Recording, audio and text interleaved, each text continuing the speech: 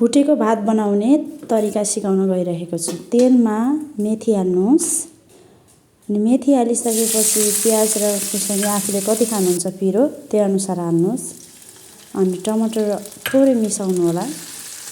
त्यसपछि एकछिन पाक्न दिनु होला।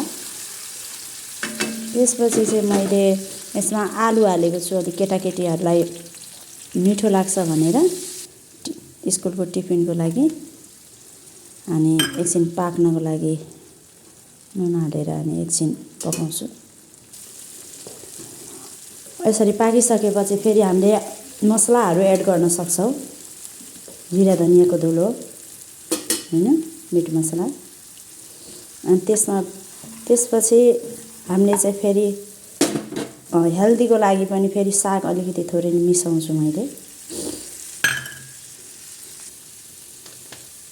अनि त्यसपछि भुटेको भात बनाउनको निम्ति पकाएको भात हुन्छ अनि त्यससँग मैले मिसाएर पकाउँछु 5 मिनेट जति।